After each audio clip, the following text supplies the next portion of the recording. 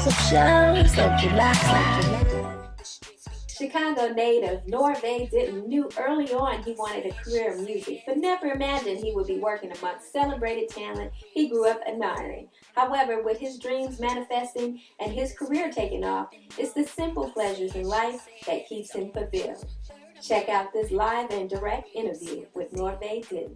Streets be talking, haters be popping on. He said, she said, it's all just word of mouth. You want the real, seal the deal, earn your respect. Straight to the source, I'm going live and direct. Hey, what's up? What's going on tonight? How you feeling? I'm feeling good. How you feeling, Mr. Busy Man? You can't complain with weather like this. You can't. What is it, like 10 o'clock at night? Yeah, Cool it's probably breeze? like 80, 75, 80. Yes. I'm from Chicago, so we get this like peak times of the day, Right. like 12 noon. You So come I'm out. appreciative for everything. Well, talk about that. You came from Chicago to Los Angeles to beautiful, sunny Right. Southern Right. California where it Yeah. never rains. Yeah. How was that transition for you? You know what?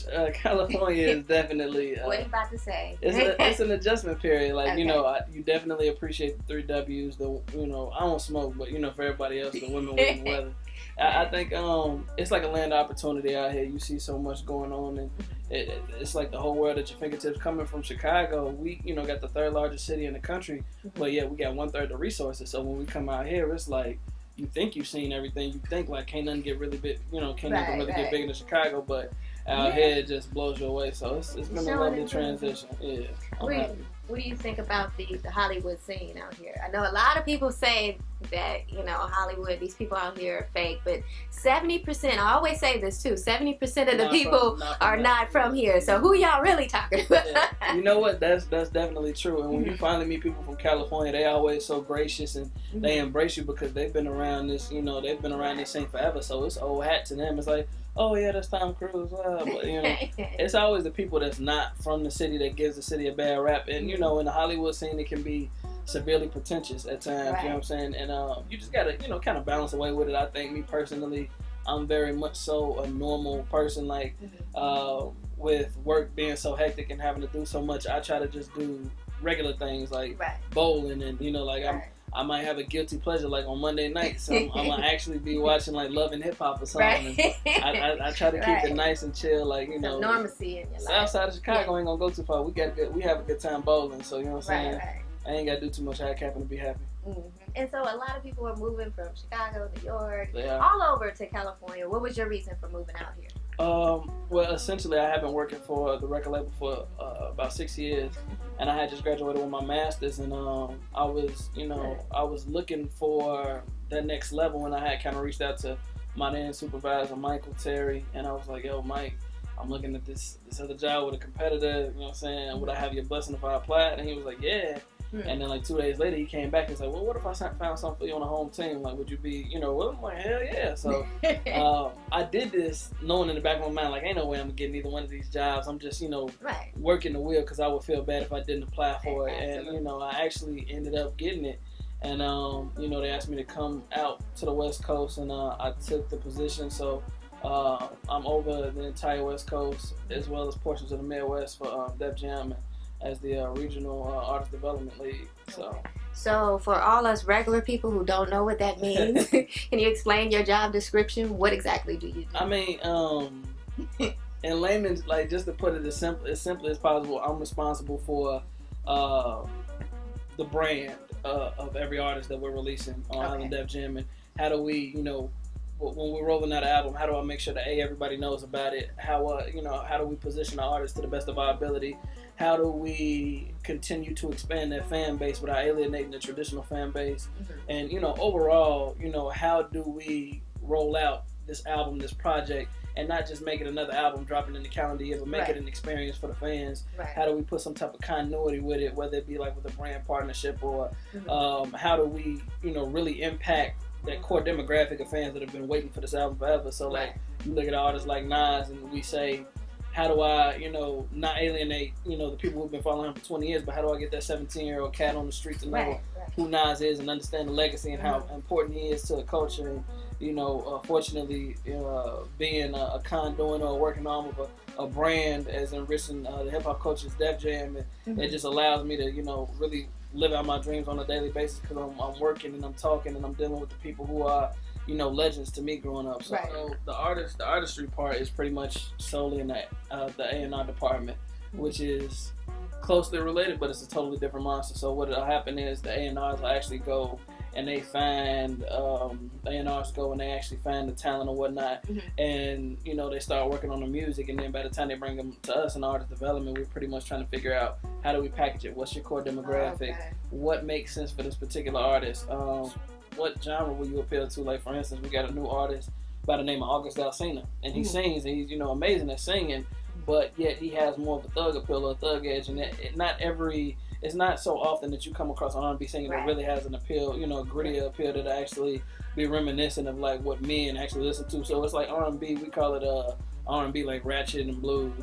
So it's like, you know, R&B that, you know, the dude can feel comfortable, like you can get in your car and your guy could be like, yo babe, check this out, you know what I'm saying, you can vibe with it. And I think the last time men were actually able to do that is like when The Dream first came out, because when, you know, Trey Songz is for y'all, you know what I'm saying, Neil is for y'all, you know what I'm saying, Chris Brown, that's for y'all. So it's like when you got somebody that's singing from a man's perspective, that takes me back to like Otis Redding, you know what I'm saying, when he was singing songs about you like, I love you so much, I gotta let you go, and only a man would really know what that meant at the time, you know what I'm saying, so it's kind of in that same vein. So he speaks the man's right, so it's like, okay, how do I break this R&B cat into letting dudes know like he's okay to listen to, fellas, but at the same time like make a point to the ladies. So you know, it's my obligation to walk that fine line and find out how we present him to the world. And is it all about timing too? Because I know some artists will sit on the shelf just because it's just not the right time.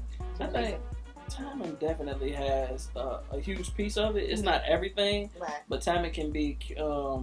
I think timing can be accounted for maybe 1/3 of a situation. Because I've noticed, like, you know, you'll have one song or one new style that comes out, and then you have all these other artists that are similar to this. Whenever stuff pops, it's always going to be somebody to either imitate and mimic it or latch on to it and try to, you know, make it their all. So, you know, and it goes in waves. I mean, you look at it's also indicative of fashion music, and fashion are always going to be synonymous with one another. So it's like you look at it and it's like, I remember when Kanye came out, everybody had on like the polos with the collars flipped up, or you know, like when in the South when T.I. and Grand Hustle were going good, and like Young Joe came out, everybody had on like the plaid picnic shorts with the wife beaters and stuff like that.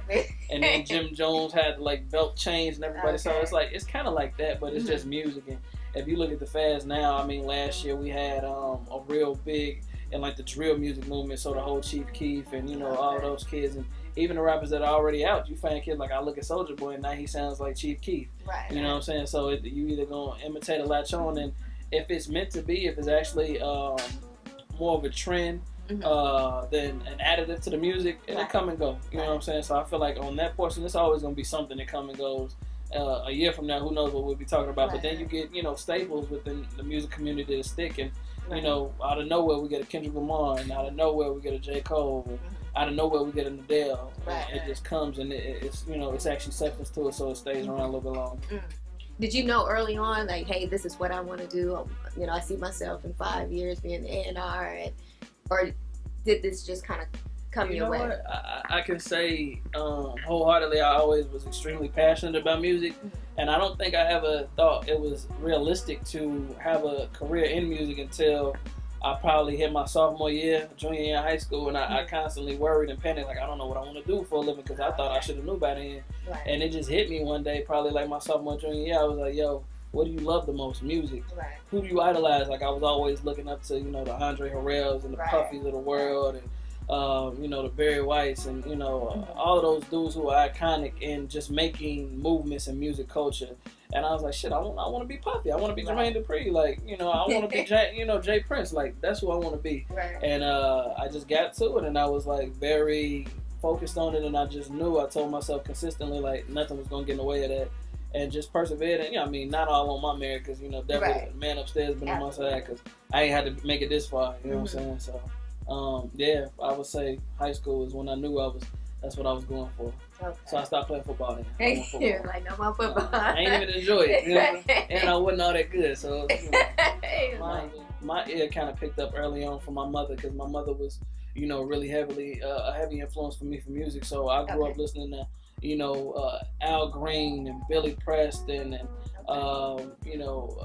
the darker stuff when you go into the Beatles and the Monkees and a little bit of Elton John and you take a splash of that, and then as you grow up you start actually developing your own taste of music. So that's when I found hip hop at the age of like 5 or 6, and I often say like Scarface, UGK, the Ghetto Boys, NWA, LL Cool J, MC8, you know what I'm saying, like Notorious Big, everything in that comments that happened from like 1989 to like 1994, 95, pretty much sculpted who I was gonna be as a person. Like if you ask me, Pimp C raised me, you know what I'm saying?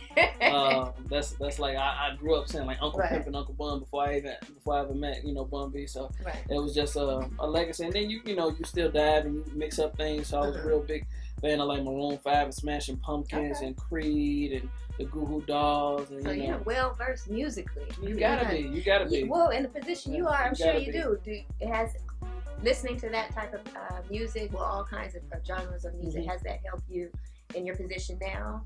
Yeah, you know what? It lets me be a lot more accepting. Like I remember my sister back in like this had to be like 96.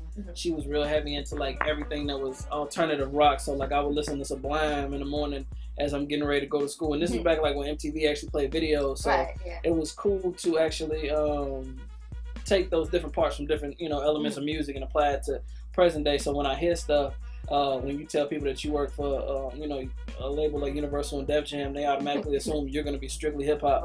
And then I tell them like, no, I got Justin Bieber on my label, I got U2 on my label, I got Fall Out Boy on my label. You know what I'm saying? It ain't all Rick Ross's. You know what I'm saying? So it's a cool balance. I walk a fine line. A lot of the record labels over the years have downsized, they've merged, they've disappeared. And so, with the advent of the internet and social media, how do you guys utilize that platform to stay, relevant? Because now a lot of, kids and artists and talent, they're using social media as their promotions and marketing and their way to build their fan base. How do you use that to kind of make you guys stay relevant? I think more so, it was a transition where I felt like labels were kind of, hesitant on jumping on the bandwagon. And now we have kind of turned the leaf and we're embracing this new age of technology. Y'all better. Right. Instant gratification and everything. So, like, in terms of, you look at something online 10 years ago, we hated iTunes because we felt like iTunes was taking music away from us and not compensating our artists. But now, in 2013, we got streaming systems, which is pretty much a download where you can listen to music instantly on accounts like Spotify and Ustream, and you listen to these records and it's completely free. You know what I'm saying? There might be a little bit of marketing tied into it from the sites, but it's completely free, and we're embraceful of that because we understand it's a sharper understanding that regardless of how you consume the music, as long as there's some tangible effect to it, whether it be through merchandise, whether it be through ticket sales, you go to the concerts, whether you buy the album, whether you download it on iTunes, hell, even if you buy the single, you know what I'm saying? We can't fight this juggernaut of a system because music is always going to be available for free. So it's more so just learning out how to make tangible ramifications of an album or pieces of that artist that's actually going to stick with you. And, that's one facet of it. And then the other part is we use it to our benefit. So, like, I want to say, 10 years ago where you would have had to go on a massive marketing campaign and let a million people know that Big Sean was going to be at, a record store, you know what I'm saying, and pay radio thousands of dollars. Now we just say, yo, Sean, tweet that you're going to be at this record store. Or put on your IG, at Best Buy at 12:30, come buy the album. And we get 400-500 kids come out, and it costs us absolutely nothing. So, it's hard, but it's fair. You have to transition and learn how to balance things out. But at the end of the day, if it's meant to be, it'll be. And as long as you got a fan base that's actually there to further push the envelope on your music and they're willing to consume and spend money. What's the pressure? Like, it's a lot of responsibility, I'm sure you're carrying. But what's the pressure? It's a hit and miss. Like, if you ain't bringing the artists and packaging them right and you know what? I can't take full credit. I got like a very great team. My counterparts, it's 3 of us that break down the country, and my counterparts are amazing. And I got an OG Ricardo, and someone that's been in there for a while. He's been doing it like I call him and build and balance. So it's like they kind of alleviate the tension and the pressure. Now you always want to succeed and you always want to be impactful. But you know, I would be amiss to tell you at this point in time that everything I've ever done was, you know, all on me. You know what I'm saying?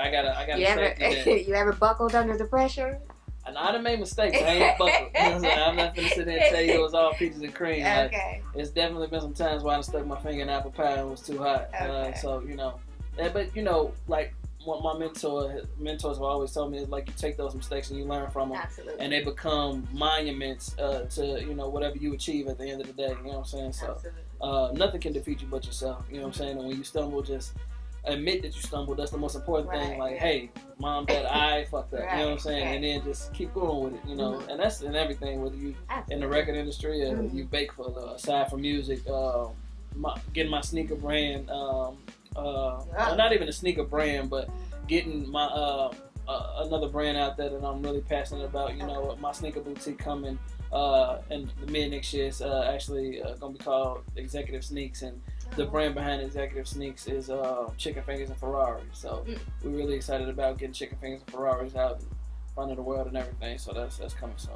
Chicken Fingers and Ferraris. Yeah. It's a blue collar tinge to it. I know it's a weird name, but yeah. Essentially, I mean, make me love it. What was it? Chicken Fingers and Ferraris means simple sophistication. Okay. So when you're a baby or a child, the first thing you eat, you know, is a chicken finger. It's like, you know, second nature. You eat chicken fingers, hot dogs, hamburgers with chicken fingers.